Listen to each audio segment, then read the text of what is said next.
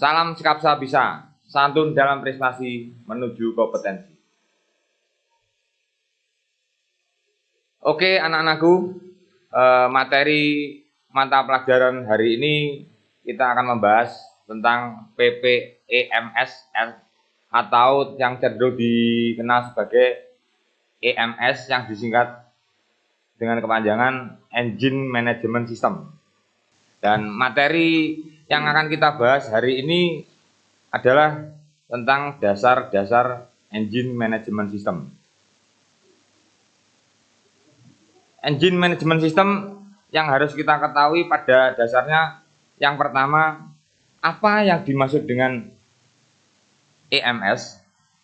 EMS adalah sistem pengaturan pada mesin untuk mengatur pencampuran udara dan bahan bakar yang tepat, atau waktu pengapian yang akurat, serta pengontrolan sistem yang lain pada mesin sesuai dengan kondisi dan beban kerja pada kendaraan. Komponen-komponen utama pada EMS ada 3 macam. Yang pertama, sensor. Yang kedua, Electronic Control Unit atau yang lebih disebut dengan familiar ECU. Yang ketiga, aktuator. Dari ketiga macam komponen utama ini nanti untuk pertemuan selanjutnya akan kita bahas lebih detail. Untuk yang hari ini kita bahas secara global dulu apa yang dimaksud dengan komponen utama yang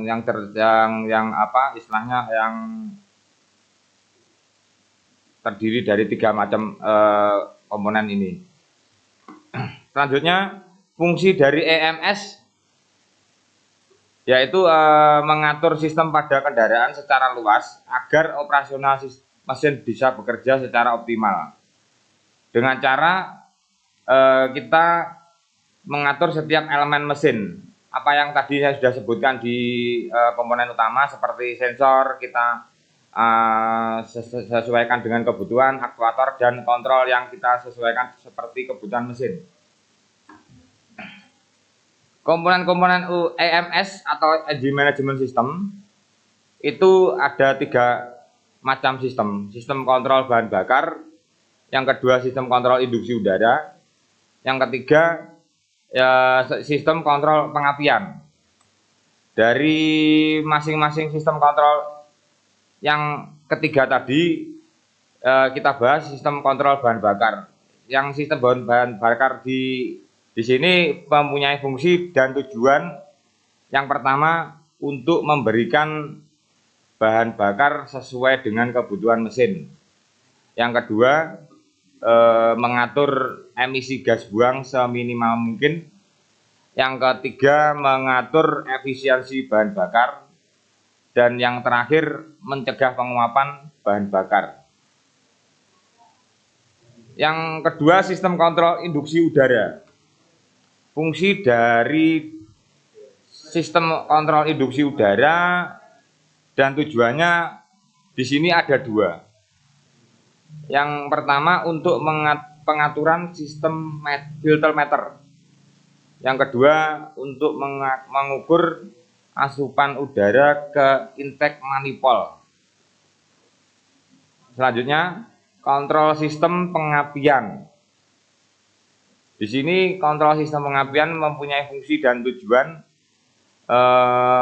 untuk memberikan pengapian yang optimal.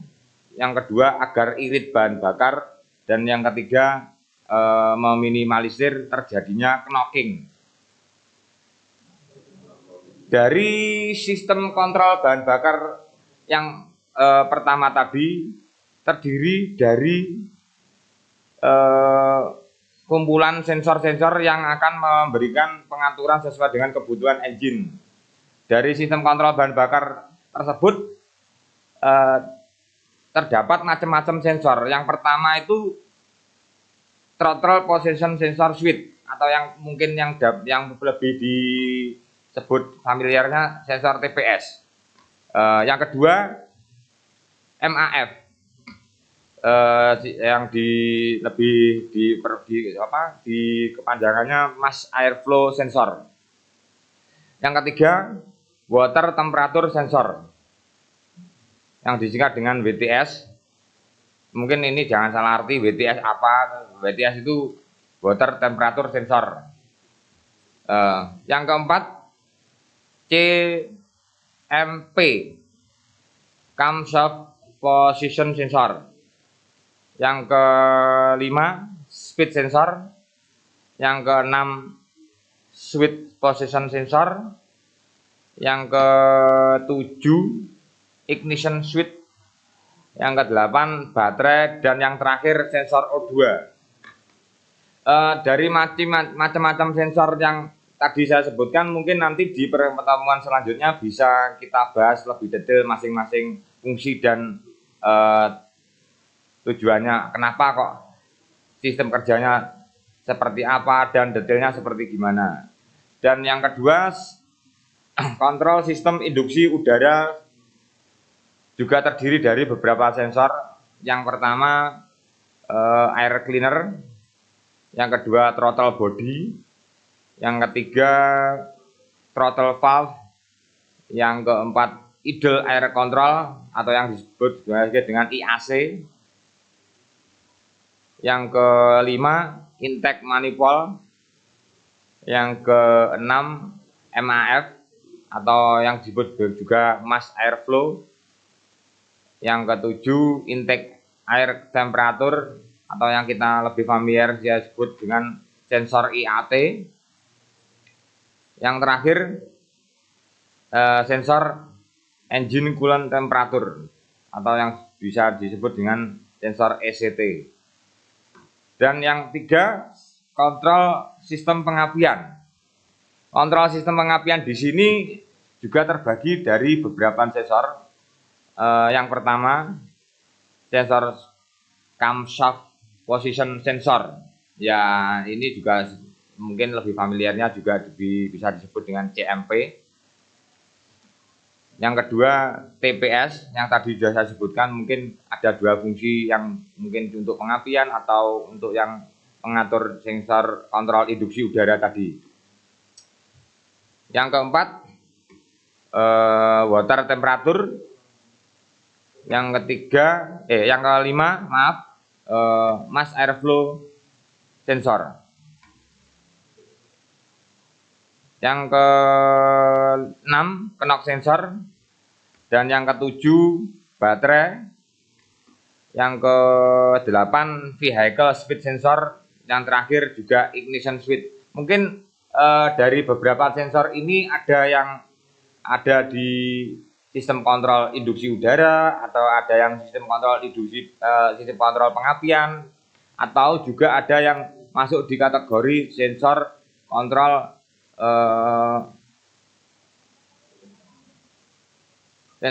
bahan bakar.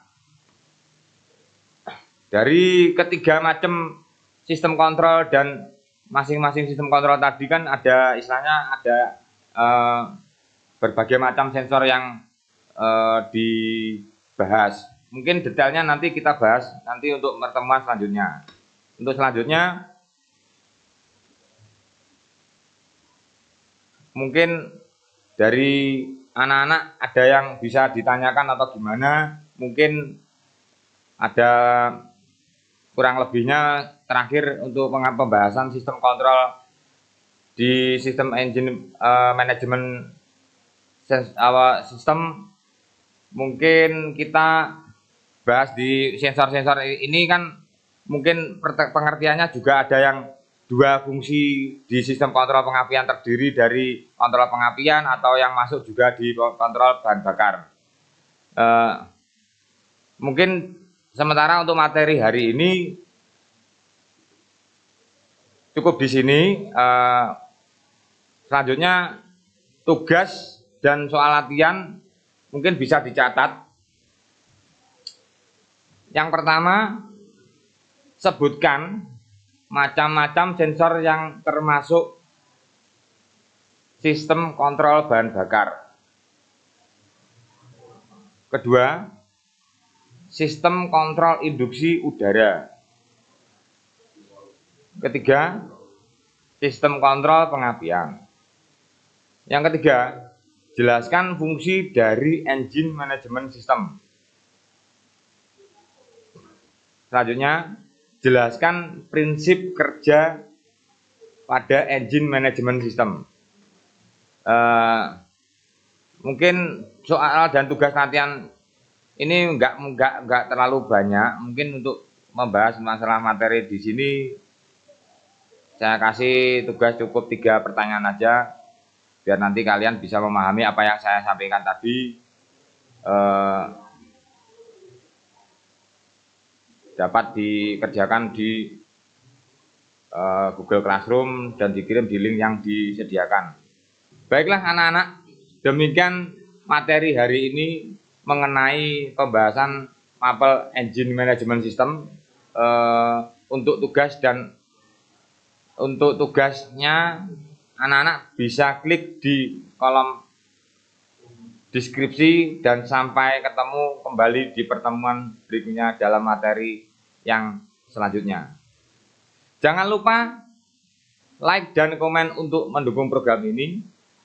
Klik subscribe dan tekan tombol lonceng supaya tidak ketinggalan informasi. Dan share jika menurut kalian video ini bermanfaat untuk orang yang kalian sayangi. Sampai jumpa di video kita selanjutnya. Salam Skapsa Bisa, sekolah berbudaya industri, berkarakter wirausaha, menjadi idola sekediri raya. Terima kasih. Wassalamualaikum warahmatullahi wabarakatuh.